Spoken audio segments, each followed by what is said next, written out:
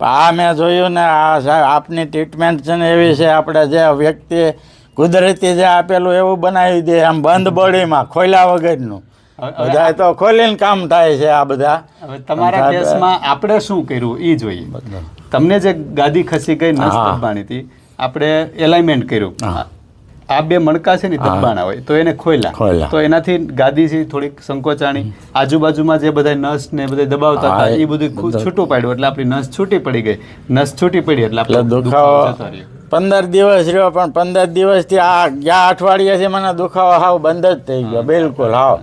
એટલે આટલો આ 2 વખત 15 દિવસમાં જો આટલો રિઝલ્ટ એટલે સારામાં સારું કહેવાય ને. આ બધાને કોઈને આમ જોઉં છું 3 વર્ષથી આમ પીડાય છે હજી સાયટિકા વાળા. પણ હવે ધ્યાન એ રાખવાનું છે આવી રીતનું શટર ઊંચું કરવાનું. હવે ન કરું ને હું, મને એનો અનુભવ છે અત્યાર સુધી મેં કર્યું, પણ હવે આપણને આમ છે આપણી કેપેસિટી હવે બારું થાય છે આ બધું, એટલે હવે મૂકી દીધું મેં. વાકું વળીને કામ કરવાનું, વજન ઉપાડવાનું એ હવે બંધ કરવું પડે, કારણ કે હવે તમારી ઉંમર 65 વર્ષથી, એટલે હવે બધું નબળું પડે. સેવામાં બધું નોખા તમારું થઈ ગયેલું ને આકીએ છે ભગવાન દયાથી અકાવે છે.